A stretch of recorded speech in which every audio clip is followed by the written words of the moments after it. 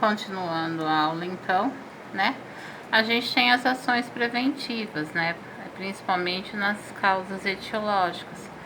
A herança genética, né? Não tem muito o que fazer, é mais aconselhamento genético mesmo. Um diagnóstico preferencial até no pré-natal, né? Como isso, professora? Fazendo sequenciamento genético. Aborto terapêutico aqui no Brasil não se tem, tá? É quando a criança vai nascer com muita anomalia. Em outros países existe o aborto terapêutico. Aqui não, é só em fetos anencéfalos, tá? Que não tem o cérebro. Anatomia e fisiologia, né? A gente tem que prevenir,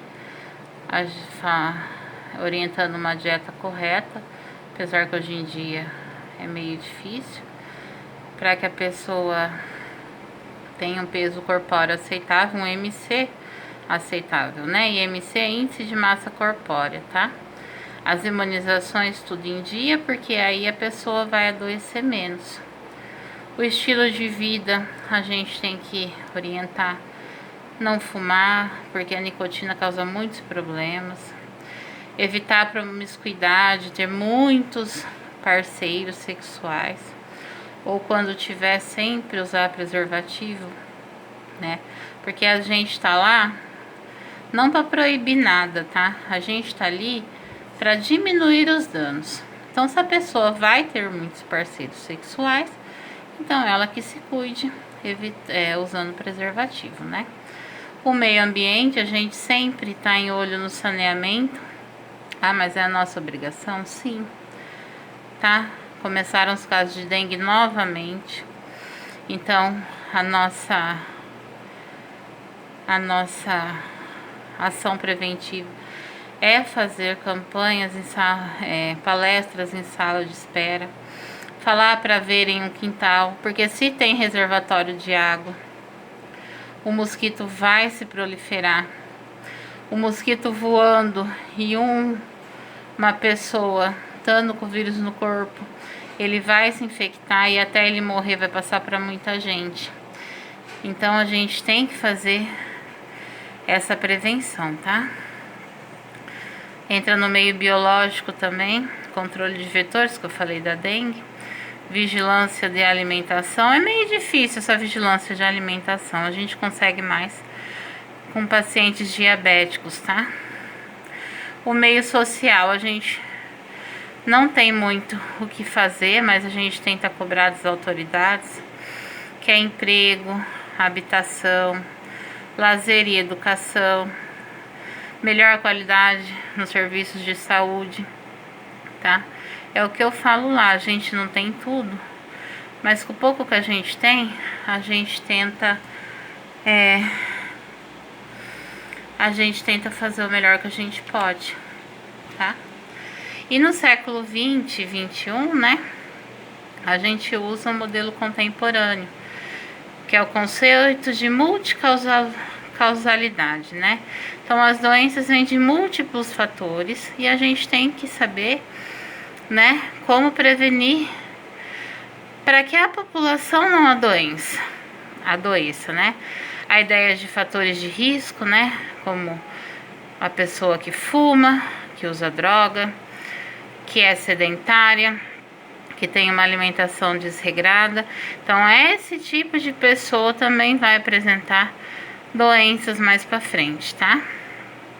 Aí tem a causa de uma doença específica, o evento, condição ou característica que precede o evento da doença, e sem o qual a doença não teria ocorrido, ou teria ocorrido mais tardiamente, tá? Vou dar o meu exemplo, por exemplo. Eu era muito obesa, ainda sou obesa, né? Cardiopatia, já estava com uma diabetes instalada, então eu mudei o estilo de vida, né? Tentar comer melhor, tentar fazer uma atividade física, foi onde controlou os níveis de glicemia, sem precisar de remédio, para que eu não adoeça ou adoeça mais tardiamente, tá? Aí a gente pensa que para a doença se estabelecer, precisa de uma causa necessária, né? A doença se desenvolve na presença da causa. É o tipo de agentes biológicos. Temos que ter uma causa suficiente, são conjuntos de condições ou eventos mínimos que inevitavelmente produzem ou iniciam uma doença. Né? Nessa causa suficiente, geralmente é dos agentes etiológicos que a gente falou, né? Dificilmente se conhecem todos esses componentes, porque cada indivíduo é um indivíduo. Cada indivíduo sofre de um jeito com dengue.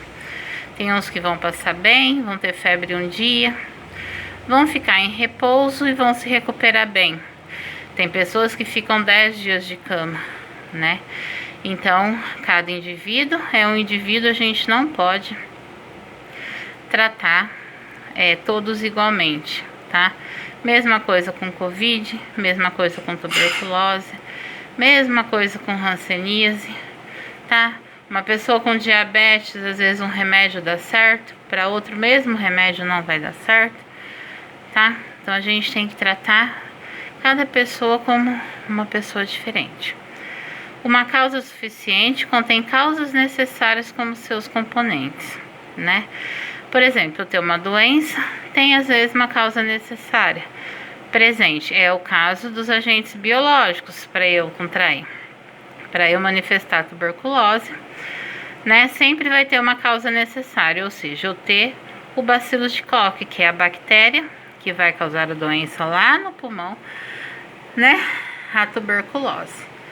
Ok? Em doenças crônicas degenerativas, a questão é mais complexa. Por quê? Né? As doenças crônicas degenerativas geralmente têm causas nas causas etiológicas, né? Por exemplo, quem sofre um infarto é porque às vezes tem uma diabetes, uma hipertensão já instalada, fuma, tem colesterol, triglicérides, não faz atividade física, tá? É obeso, né? Então, nas doenças crônicas degenerativas é um pouquinho diferente, né? Daquelas que a gente viu ali que a causa necessária teria que estar presente, né? Por exemplo, no caso da tuberculose, o bichinho da tuberculose, né? Agora, nos fatores etiológicos, não, né? O estilo de vida e uma doença previamente já instalada vai levar a complicações como infarto, como AVC, tá? Então, apesar de ter causas suficientes etiológicas, né? Não precisa ter o micro-organismo que vai desencadear a doença. Vocês entenderam? Se não entenderam, a gente vai ter um bate-papo no Meet hoje à noite, né? Um componente causal isolado raramente é causa suficiente. Por exemplo, se eu só tenho hipertensão arterial e ela está controladinha, é difícil eu ter um infarto, né? Só com uma hipertensão. Provavelmente é assim, eu vou ter um infarto. Se eu não controlar essa pressão, porque a gente tem muitos pacientes na unidade com hipertensão, mesmo com remédio sem controle, por quê? É sedentário, come de tudo, tá? Fuma, bebe, então não controla, tá? Então, geralmente, uma única causa não é uma causa suficiente para se instalar, tá? A doença e a incapacidade. Aí a gente entra também de fator de proteção, que é uma característica da sociedade, a diminuição da probabilidade de ocorrência de uma determinada doença. Geralmente isso aqui a gente fala em agentes biológicos, porque o fator de proteção geralmente é a vacina. Por quê? A vacina a gente vai ver que a gente injeta um líquido dentro da gente que vai enganar o corpo, que é aquele bichinho. Aí o corpo vai formar soldadinhos de memória. E quando tiver contato realmente com aquele micro-organismo, os soldadinhos vão lá nos defender, tá? já vai estar pronto. Então não vai deixar o micro-organismo se multiplicar. Vai vencer ele antes dele ter número suficiente para deixar o nosso organismo doente. Aí a gente fala de fatores etiológicos, que são causas, e fatores prognósticos, tá? Os fatores etiológicos é tudo aquilo que a gente falou, genético, ambiental, físico, químico, com fatores prognósticos, né? Ou seja, a gente vai conseguir uma evolução para a cura desse paciente, ou pelo menos que ele não se agrave, tá? Ou possivelmente, né, o prognóstico pode ser até o óbito, depende de como ele vai reagir. As pessoas morrem, infelizmente, tá? A gente tem que lidar todos os dias com a morte. Quando não é ligados a sentimentos, claro, é um ser humano, a gente se compadece. Mas um ser humano que é ligado emocionalmente a gente, é um pouquinho diferente, que a gente vai se compadecer mais ainda, tá? Porém, a gente tenta um prognóstico sempre de melhora do paciente, né? Melhora, ele sarar, ou pelo menos ir para a reabilitação para ficar com poucas sequelas, tá? Aqui, essa é a cadeia de transmissão de doenças, né, que a gente fala cadeia epidemiológica. Isso aqui, para todas as doenças, ela é um coringa, porque a gente conhecendo a cadeia de transmissão de cada doença, principalmente as doenças transmissíveis de agentes biológicos, tá? A gente consegue deixar as pessoas saudáveis e realmente fazer a prevenção de doenças para que a população não adoeça. Então, tem que ter um agente patogênico. É um micro-organismo, seja vírus, bactérias ou fungo. O reservatório que ele tá? Pode ser o meio ambiente, como um tétano, mas pode ser o homem, como febre amarela, o vírus da dengue, o vírus do Covid. Então, o reservatório é alguém contaminado. A porta de saída, a gente conhecendo a porta de saída, por exemplo, o Covid são as vias aéreas, né? Boca e nariz. Sarampo também. No caso da dengue, a porta de saída é o sangue, né? Mas eu vou ter que ter o vetor, né? Para que ele vá lá, pegue o sangue e inocule em outra pessoa, tá? O modo de transmissão, seja por um vetor, gotículas. Então, o modo de transmissão, né? Se é por gotículas, então se eu ficar 2 metros longe, eu consigo evitar esse contágio. Se são aerossóis, os aerossóis já tem que ficar um pouco mais longe, uns 10 metros longe, porque os aerossóis ficam no ar, tá? Se for por vetor, né, eu tenho que eliminar o vetor, que é no caso da dengue, tá? Se for pela pele, por exemplo, contato, ok? Então, a gente tem que saber o modo de transmissão. Temos também que saber a porta de entrada, né? Se for a dengue, por exemplo, é a picada do mosquito contaminado. Se for o Covid, é você ter o contato com o vírus pela boca ou pelo nariz, ou pelos olhos, né? Porque pode ficar na mão, ou direto a pessoa falar e as gotículas vir na gente. No caso da tuberculose, por exemplo, como são aerossóis, se você tá mesmo 5 metros da pessoa, né? Você vai estar tendo contato e aspirar aquela bactéria para dentro do pulmão. E a susceptibilidade do hospedeiro. Como que tá esse hospedeiro? Ele é vacinado, né? Por exemplo, temos 4 tipos de dengue. Se ele passou, por exemplo, o vírus 1 e o 2 e ele for picado de novo por um mosquito que tá com o vírus número 2, ele não vai pegar doença, porque ele já tem a imunidade natural que ele passou o vírus 1 e o 2, a não ser que seja o vírus 3 e o 4, aí ele vai manifestar novamente a doença de dengue. Então, a gente sabendo a cadeia epidemiológica de cada doença, isso se dá por observação e anotação.